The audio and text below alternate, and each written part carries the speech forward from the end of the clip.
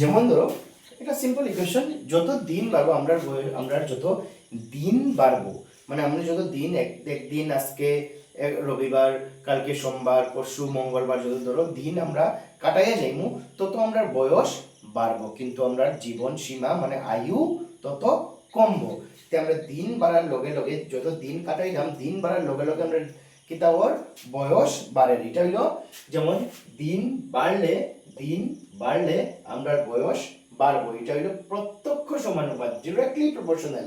কিন্তু যত দিন বাড়বো তত আমরা জীবন সীমা মানে আয়ু কমবো, মানে বয়স যত বাড়বো তত আয়ু কমবো, এটা হইলো পরোক্ষ সমানুপাত। ঠিক আছে, তো এখন দেখো এই প্রত্যক্ষ আর পরোক্ষ সমানুপাতটা কি প্রশ্ন আইতে পারে।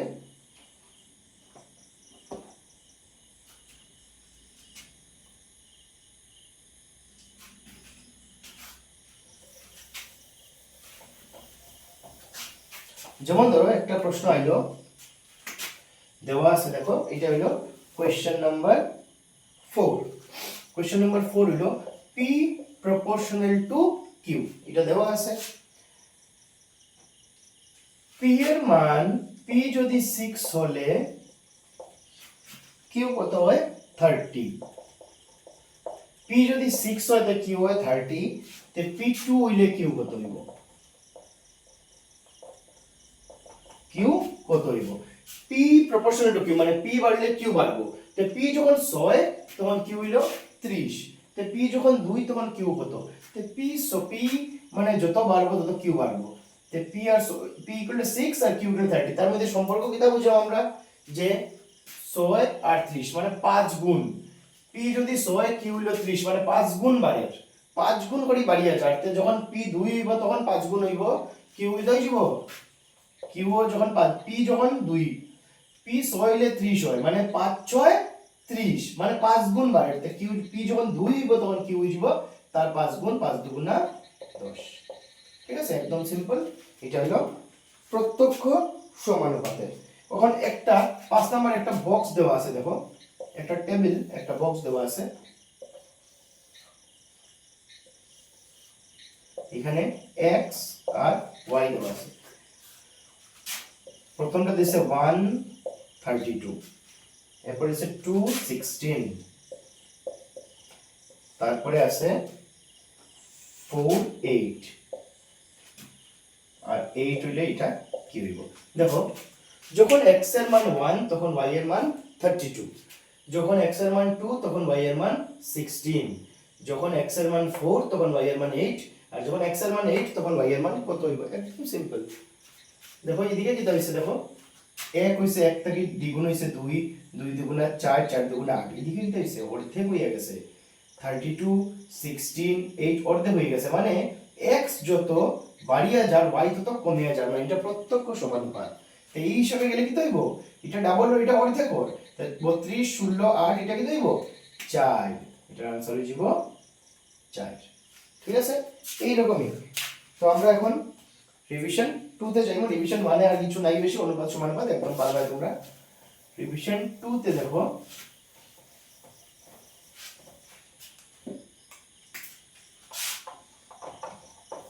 রিভিশন 2 তে হইলো বর্গ এবং বর্গমূলের কথা। তো বর্গ এবং বর্গমূল যেমন প্রথম হইলো কোন সংখ্যার বর্গের এককের স্থানে কি সংখ্যা থাকতে পারে। এটা লাগে আমরা একটা জিনিস বুঝতে লাগবে। দেখো বর্গ সংখ্যা কিটা, বর্গ সংখ্যা হইলো যেমন ধরো কোন সংখ্যারে যখন সেই সংখ্যা দ্বারা আবার পূরণ করা হয় তখন এটা তার বর্গ সংখ্যা পাওয়া হয়। যেমন 1 এর বর্গ কিটা, 1 রে যখন 1 দিয়ে আবার পূরণ করা হইব তখন যেটা পাইব এটা হলো তার বর্গ, 1 এর বর্গ। যেমন ধরো 2 এর বর্গ, 2 এর বর্গ, 2 এর বর্গ কি দেখব 2 রে যখন দুইবার পূরণ করব 2 দুগুণা 4, এটা হলো 2 এর বর্গ। 3 এর বর্গ কি দেখব 3 3 9, 4 এর বর্গ কি দেখব 4 4 16, এটা হয় বর্গ। আর যেটার বর্গ আমরা করি এটা হয় বর্গমূল। যেমন ধরো বর্গমূল 25, 25 এর বর্গমূল কিটা, 25 এর বর্গমূল এই চিহ্নটা রুট, এইটা হলো বর্গমূল চিহ্ন, বর্গমূল। 25 এর বর্গমূল কিটা 5, কারণ 5 রে যখন আমরা দুইবার করি তখন পাই আমরা 25। যেমন 36, 36 এর বর্গ কিটা হইব 6। 49 নেক্সট, 49 কিটা হইব 49 এর বর্গ 7, 64 এর বর্গ হইব 8। এটারে কই আমরা বর্গ এবং বর্গমূল। এটা লাগি একটা জিনিস তোমরা জানতে লাগবে, দেখো লিস্টটা, এই লিস্টটা যদি জানি নাও তোমরা খুব সুন্দর করে বার করতে পারবে। যেমন এদিকে যদি আমি লিখি যে বর্গমূল, আর এদিকে যদি লিখি বর্গ, 1 2 3 4 5 6 7 8 9 10, 1 এর বর্গ 1 1 1, 2 এর বর্গ 2 2 4, 3 এর বর্গ 3 3 9, 4 এর বর্গ 4 4 16, 5 এর বর্গ 25, 6 এর বর্গ 36, 7 এর বর্গ 49, 8 এর বর্গ 64, 9 এর বর্গ 81, 10 এর বর্গ 100। নেক্সট সেম যদি আমরা বর্গমূলের বর্গ করি, আমরা 20 পর্যন্ত জানলে 20, আমরা 30 পর্যন্ত জানা দরকার, 20 পর্যন্ত জানলে তবুও চলে, তবু আমরা চেষ্টা করবো আমরা 30 পর্যন্ত জানি লিখতাম। তোমরা নোট করে লিখবে, ঠিক আছে? বর্গমূল বর্গ, বর্গমূল বর্গ। দেখো 10 পর্যন্ত 11, 12, 13, 14, 15, 16, 17, 18, 19, 20, 21, 22।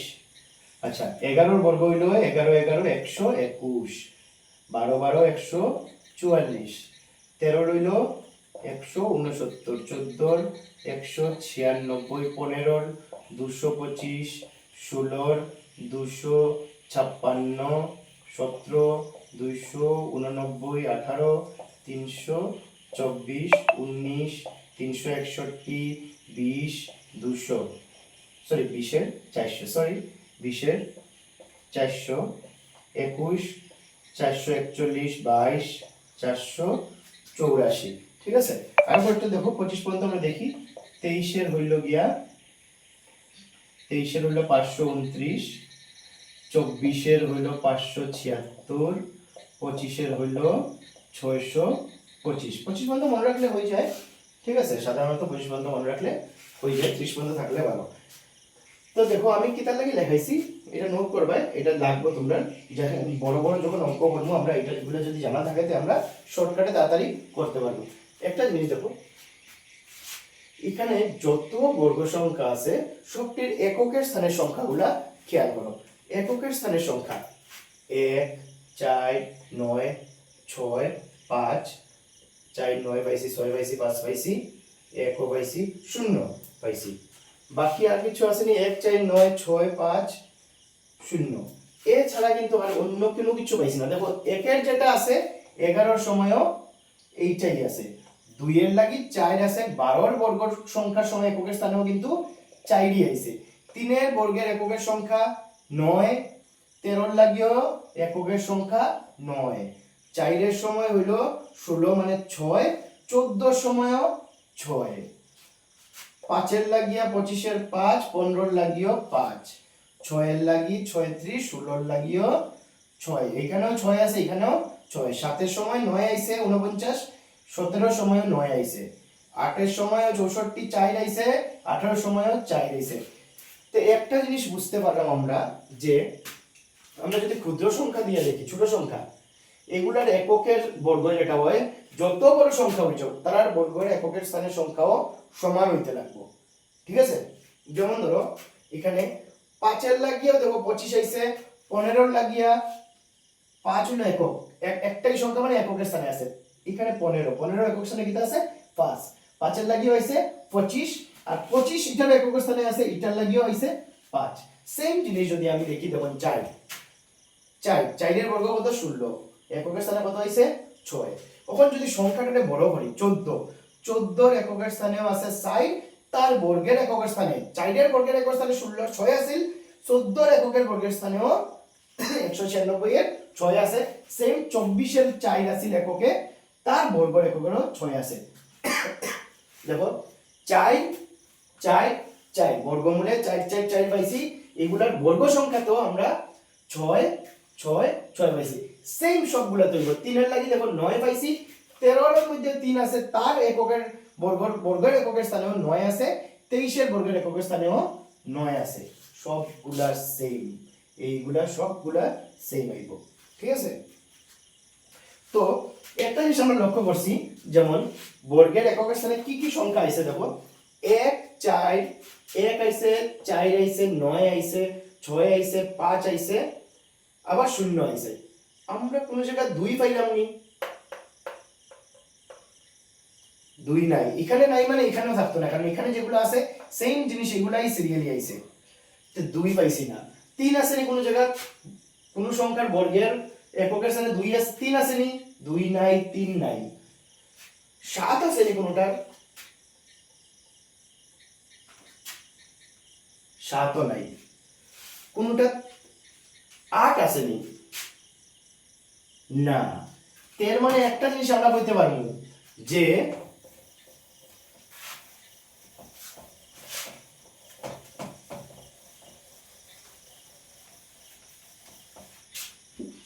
একটা জিনিস আমরা বলতে পারবো যে বর্গ সংখ্যার এককের স্থানে 2 3 7 8 থাকবে না। আরেকটা জিনিস বলতে পারি, দেখো কোন বর্গ সংখ্যার শেষে অযুগ্ম সংখ্যক মানে বেজুর মানে 1 3 5 7 9 ইটা থাকতো না, অযুগ্ম সংখ্যক 0 থাকবে না, মানে একটা 0 3টা 0 5টা 0 এরকম থাকতো না, 2টা 0 থাকবে না, 4টা 0 বা 8টা 0 6টা 0 16টা 0 থাকতে পারে, কিন্তু 15টা থাকতো না, 13টা থাকতো না, 11টা থাকতো না। যেমন আমরা প্রথম 0 সংখ্যা কিতা 10 এর বর্গ কিতা, এটা হলো বর্গের চিহ্ন, মানে 10 স্কয়ার মানে হলো 10 দুইবার পূরণ, স্কয়ার উপরে 2 আছে মানে দুইবার পূরণ, 10 10 এ 100, ওটা ছিল বর্গমূল, ওটা হলো বর্গ। একটার বর্গ হইছে 2টা, মানে কয়টা হইছে বর্গ পাইছি 2টা, মানে যুগ্ম পাইছি। এরপর একটা হলো 0 সংখ্যা হলো 100, ঠিক আছে, আচ্ছা 0 সংখ্যা 100 না, সরি 20 वाला, 20 এর বর্গ কিতা 20 পূরণ 20 400, দুইটা একটার থেকে দুইটা, ওখানে ইলাম আমরা দুইটা আলা সংখ্যা, যেমন ধরে 100 এর বর্গ হতে আমি 100 পূরণ 100 করলে কি তাইব 100 পূরণ 100, ঠিক আছে। 10 এর বর্গ আছে 100, 100 এর বর্গ কিন্তু 10000, দুইটা 60টা আছে, 1000 কিচ্ছুর বর্গ নাই, 1000 মানে কিতা 1000 মানে 3টা শূন্য আলা কিন্তু কিচ্ছুর বর্গ নাই। সেম 5000 5টা শূন্য আলা কোনো কিছুর বর্গ হইতো না, 6টা শূন্য হইতে লাগবে, মানে সব সময় যুগ্ম সংখ্যক শূন্য হইতে লাগবে, ঠিক আছে। এইটার থেকে আমরা একটা জিনিস আমরা রিভিশন 2 এর প্রথম অঙ্ক করতে পারি, এটা তোমরা তুলিয়ে রাখি দিবাই, যে বর্গ সংখ্যার এককের স্থানে একটা পূর্ণবর্গ সংখ্যার এককের স্থানে কোনো সময় 2 3 7 8 এই সব সংখ্যা হইতে পারে না, এবং অযুগ্ম সংখ্যক শূন্য কোনো সময় বর্গ সংখ্যার এককের স্থানে থাকতো না।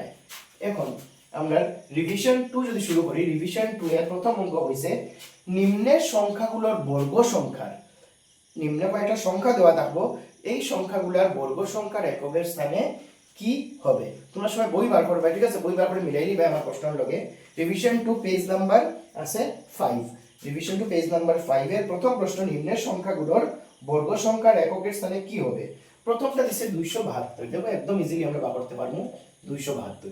সবার প্রথম আমরা দেখুন যে সংখ্যাটা কিটা, সংখ্যাটার লাস্টে কিটা আছে, এককের স্থানে কিটা আছে, একক দশক শতক, এককের স্থানে আছে 2, আমরা সিম্পলি খালি 2 এর বর্গ করব, 2 এর বর্গ করলে কিটা পাই 2 দুগুণা 4, 2 দুগুণা 4 পাইছি। তে এককের স্থানে সংখ্যাটার বর্গ হলে যে সংখ্যা হইব, পুরা সংখ্যাটার বর্গ যদি করি সংখ্যাটা সেমই হইব, তে হতে হইব এককের স্থানের সংখ্যা, কিছু না ডাইরেক্ট লেবাই এমসিকিউ হইব, অঙ্ক করার কিছু হইতো না। এককের স্থানের এটা দেখো, এককের স্থানের অঙ্ক বা সংখ্যা, যেটা এককের স্থানের অঙ্ক হইল 4, ঠিক আছে সেম আছে 79 এরপরে আছে 79 এককের স্থানে কিন্তু আছে 9 আছে তুমি জাস্ট সিম্পলি 9 এর বর্গ করো 9 এর বর্গ করলে 9 9 81 কি এলো এককের স্থানে 1 এর মানে এই 79 এর এককের স্থানের সংখ্যাটা হইব 1 বুঝা যায় যে আমরা যে সংখ্যাটা বলবো সেই সংখ্যাটার খালি এককের স্থান লিখবো সেই সংখ্যাটার বর্গ করিয়া যে সংখ্যাটা আইব সেই সংখ্যার এককের স্থানে যেটা হইব এইটাই হইব পুরা সংখ্যার এককের স্থানের অঙ্ক ঠিক আছে এখন সেকেন্ড প্রশ্ন দিছে নিম্নের সংখ্যাগুলোর পূর্ণবর্গ না হওয়ার কারণ কি তোমরা প্রশ্ন দেখলে বুঝতে পারবে প্রথম প্রশ্ন দেওয়া আছে 1057 এই সংখ্যাটা পূর্ণবর্গ হইব কিনা হইতো না কারণ এটার এককের স্থানে কি আছে 7 আমরা একটু আগে পাইছি কোন সংখ্যার কোন বর্গ সংখ্যার এককের স্থানে যদি 2 3 7 এবং 8 থাকে তে সংখ্যাগুলো বর্গ সংখ্যা বা পূর্ণবর্গ সংখ্যা হইতে পারে না তে 7 আছে লাস্টে হইতো নাই 2 3 7 8 যদি পাইলাই তে হইতো নাই আর লাস্টেটা দিছে 640 এটা হইতো নাই 2 3 7 8 নাই কিন্তু হইতো না কারণ এটা লাস্টে একটা শূন্য আছে আমরা কি জানি যে কোনো পূর্ণবর্গ সংখ্যার লাস্টে শেষে at least জোড়া যুগ্ম সংখ্যক at least দুইটা জোড়া সংখ্যক শূন্য হইতে লাগে এখানে একটা শূন্য মানে অযুগ্ম বেজোড় সংখ্যক শূন্য হইলে এটা পূর্ণবর্গ সংখ্যা হইতো না ঠিক আছে তখন অতটুকু থাকুক আমরা নেক্সট দিন এই রিভিশনটা কমপ্লিট করব এবং তোমরা যদি ভালো লাগে তো নেক্সট কইয়া দিও আমরা কোন কোন টপিক কভার করতাম আমি সিরিয়ালি কভার করিয়ে যাইমু ইম্পর্টেন্ট টপিকগুলা তারপরে যদি তোমরা কোনো রিকমেন্ডেশন থাকে কোনো যদি প্রায়োরিটি থাকে কোনো কিছু কোয়েরি থাকে তে কইতে পারো এবং প্লিজ ভিডিওটা একটু শেয়ার করে দিও ভিডিওটা লাইক করিও শেয়ার করিও সাবস্ক্রাইব করিও তে আমরা নেক্সটে সব যেগুলো আছে ম্যাথস তারপরে আমরা সায়েন্স মেইনলি 10 এর মেট্রিকের যে লাগিয়ে যেগুলো সায়েন্সের টপিক আছে যেগুলো ইম্পর্টেন্ট টপিক ইম্পর্টেন্ট চ্যাপ্টারগুলো আছে এগুলো আমরা কমপ্লিট করব সিলেবাস অনুযায়ী এবং আমরা মাঝে মাঝে English grammar mainly English grammar basically আমরা করার চেষ্টা করব ঠিক আছে আজকে লাগি